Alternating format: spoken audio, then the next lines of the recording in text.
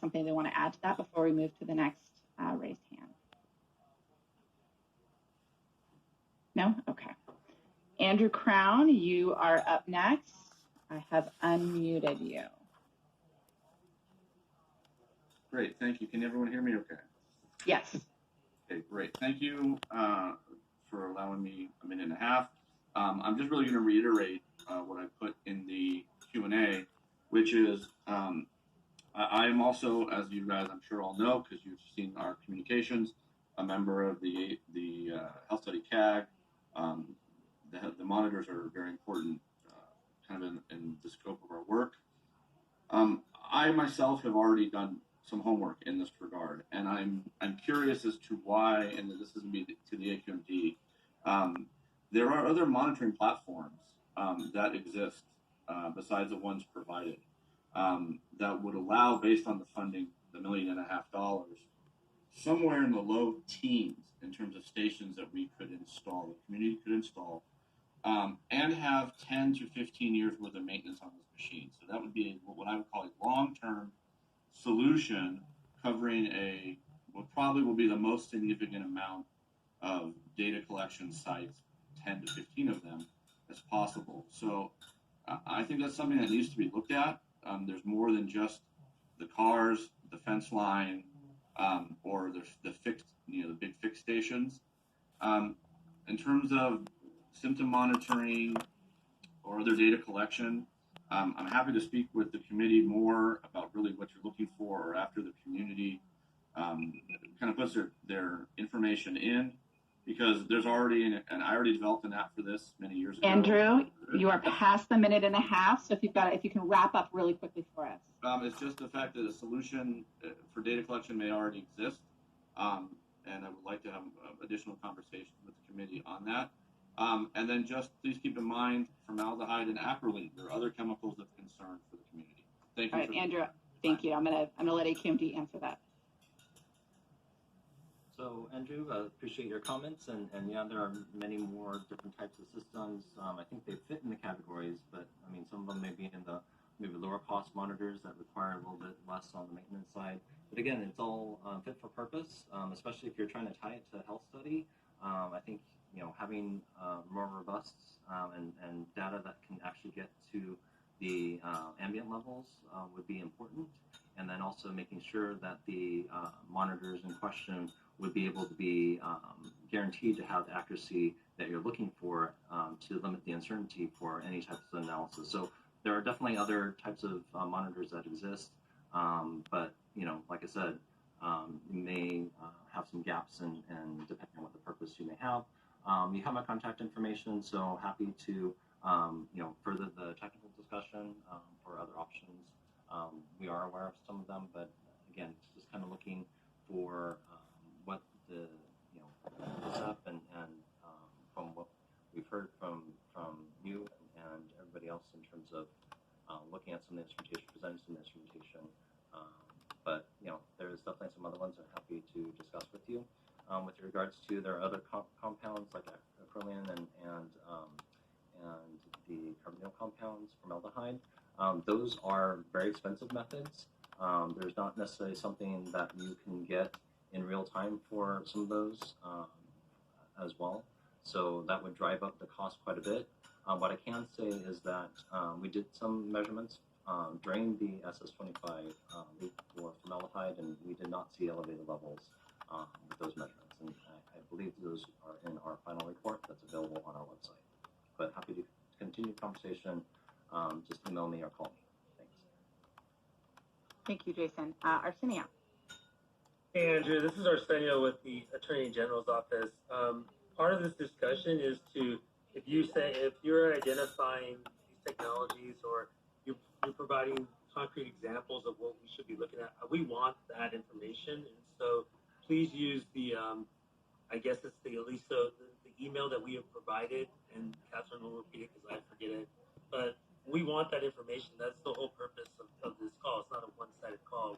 We're looking for information from government experts, academic experts, as well as community experts. And so please share that with the email so it could be widely dispersed so we can all see the specific specific examples that you were providing, because I was interested to learn more about this.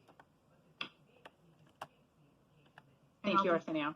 And Catherine? this is Catherine. I'll jump in with one more quick response, which is, Andrew, you mentioned briefly the symptom reporting, environmental reporting piece of it. And if there is something that exists, and I've heard tangentially that there may be, we'd love to hear more about that also, so that we aren't duplicating efforts that are, if there's already data being captured, we don't want to, spend money on this stuff necessarily duplicating that unless it's a real value add. So we'd love to hear more about what there is out there now that you've developed, so we can figure out, what else we might be able to do. Thank you, Catherine, as well. And I wanted to let folks know, if you've raised your hand, you can raise your hand again. I just the minute and a half is try to make sure that we get through everybody, and I'm not being as strict because it looks like we don't have too many hands raised.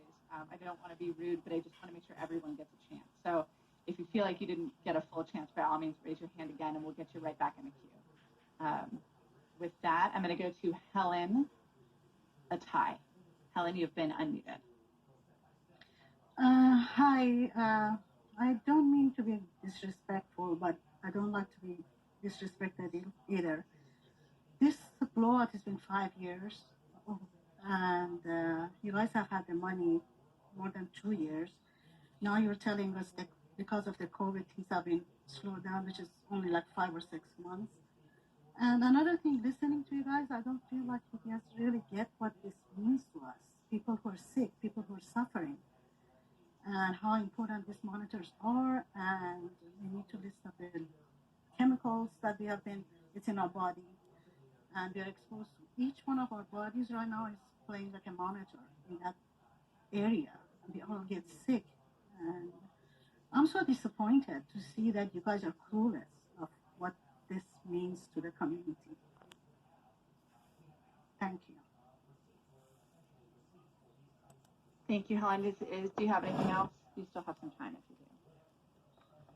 Well, I'd just like to know what the delay has been for. I mean, I want a real reason, not just excuses.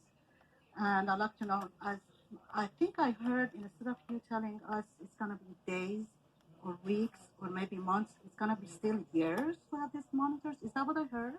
Is that true? No, what I said was it's going to be months, not years.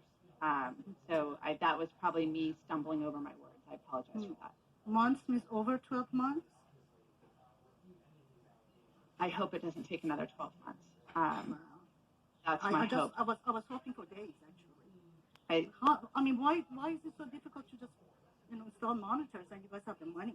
I mean, I don't understand that. The community doesn't understand that. Okay, so we put thank you. Does anybody want to respond? Helen, just because, I just wanted to address, you mentioned that you're sensing that we don't feel, we don't have a clue as to what is going on. And frankly, when I go to communities that are suffering from pollution, you're right. I mean, we don't live there and we don't see the in and days out. And I want to acknowledge that, you have every right to be upset and frustrated with the system. I will speak to my own experience with community monitoring systems, in that, unfortunately, and some of these folks on this panel may have been at Cali Pay when I was there, but it took for a less complicated, low-cost sensor network in San Ysidro, the San Diego area, the government bureaucracy unfortunately took around a year, and I understand that this one has taken longer, but they do take some time, and I know that's not what you want to hear.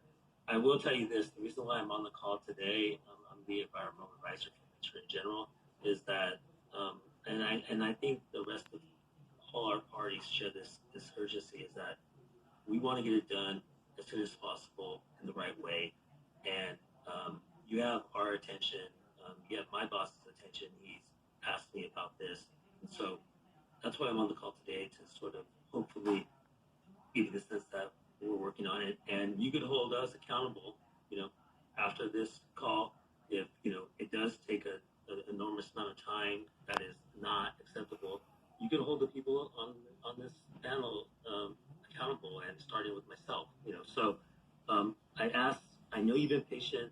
I ask you, give us a chance, and we hope that we can deliver something that is helpful to you and your community to better understand, as you say, what it is that the impacts that you guys are facing are in an understandable way. So again, that's not an answer. It's just I just don't want you to leave this conversation thinking that we don't have any sympathy or aren't urgently trying to get this done. And so we're going to go back to our office, put our head down, and try to get